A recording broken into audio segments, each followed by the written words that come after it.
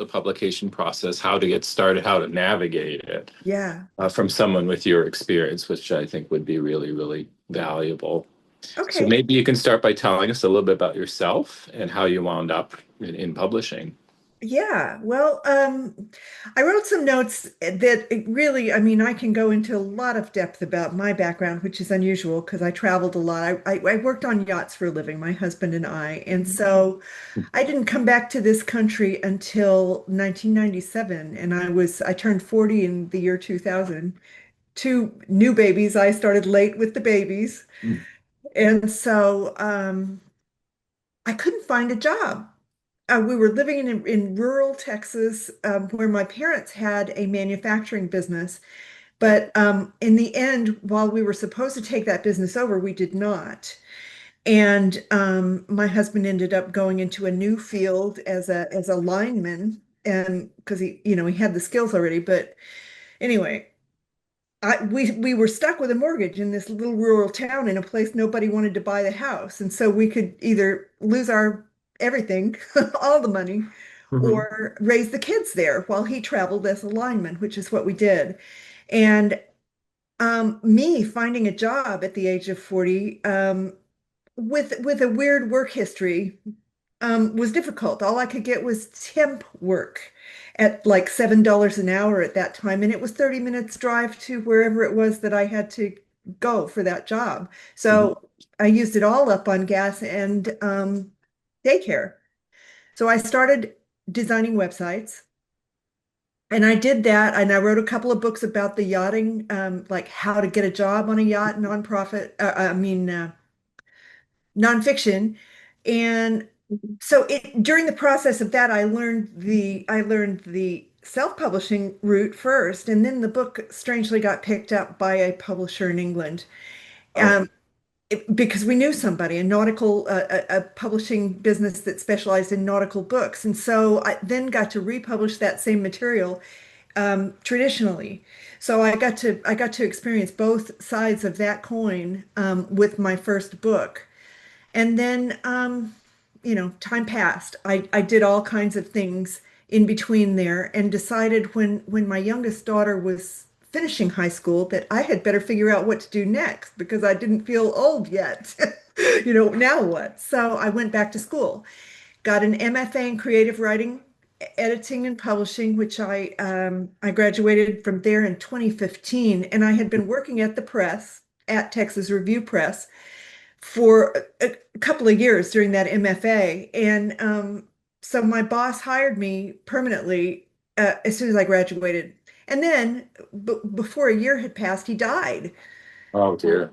And I was the only person there who knew how to run the place. And so here's this pretty much neophyte publisher as far as print books go. I knew the online side of things, but the print books were new to me, and I kind of drank from a fire hose with the help of friends of his and people that we had under contract who knew how to help me and so on. So I learned that business very quickly. And then, a couple of years passed and they didn't hire me for the position. So I moved on. Friends of mine wanted me to publish some of their books, and that's how Madville got started. Oh, okay. Wow. So I bought a block of ISBNs and started publishing, a couple of my older friends, and it was really just going to be a lark. I didn't know how much of a business it would be, but it became one, especially during COVID when all the adjunct jobs up here, I changed university and all the jobs up here in North Texas dried up. Where did you do your MFA? Where was that At from? Sam Houston, which is in Okay. Huntsville, Texas. Okay. Wow. Yeah, it's not well known. I was the first one in and the first one out of their program. Oh, wow. Right? So I got all kinds of nice scholarships as a result. But what really worked in my favor, what got me the job there was the fact that I knew how to do the websites. I knew how to do the digital publishing, and because it turned out they were behind on ebook publishing, and they needed all their books converted to ebooks. And so I did that. I converted their backlist to ebooks. And anyway, it just progressed from there. Um, yeah. So that's me. Madville, meanwhile, we went nonprofit. We decided I had some advice from a friend that I was publishing a book for. There was another press or two in between, Mhm. this Review Press and Madville, and I had a friend that I published a book for there who had been a publisher for many years, and ran Boulevard. He started Boulevard. There's a journal called Boulevard, and so I was Okay. publishing a book of his stories. Bergen was his last name. Robert Bergen? I forget his first name. Anyway, he said to me, he kept telling me when we would talk, you must go nonprofit, you must go nonprofit. And so yeah, I took his advice. I figured that was good advice. And what it boils down to is that a small press can't really can't really survive unless you can get grant monies. And so in order to do that, you have to be nonprofit. Hmm. Hmm. And so yeah, and we follow the model of the university press and follow those same kind of peer review guidelines. So we publish a lot of academics because we're still in the good zone. Right. As an academic, they don't really like you to publish with a hybrid or any kind of a No, no. publishing arrangement. Mhm. So we still fit a niche market that way. And most of our authors are professors of one description or another. Um, we do literary fiction. We dip into a little bit of genre fiction. We're trying to lean more that way because we just can't sell enough with the literary fiction. It just doesn't sell well, unfortunately, even though that's what we want to read. Yeah. It doesn't sell wide to the wider market very well. They do like, I'll tell you in a minute when we get a little further along Mhm.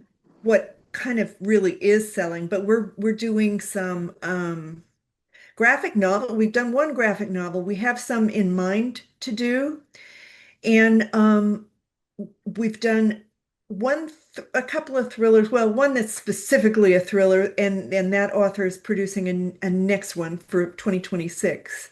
And then fantasy. We've got one fantasy series completed. That is, I I think what I'm seeing in that area is that you've got to keep it kind of clean. I took that series to Frankfurt last year, and I was talking to publishers internationally, and they were saying the people in Russia, for example, said, "Oh no, there's a lesbian in there. Whoops, sorry, Oh, no, we wow. can't Yeah. take that. We can't Yeah. mention anything like homosexuality. Wow. Yeah. They'll actually put you in jail for that in Russia, apparently." Jeez. Yeah. So things to keep in mind. So it has to be relatively clean. You want it, it's really good if you can cross into the YA market with it. Hmm. So mention sex maybe if you must, but don't get graphic, right? Right. Right. Same with the gore in the fighting, but I think that's much more accepted than sex right now. Uh-huh. I don't know. It seems like the world wants us to believe that people are born magically or something. I don't know.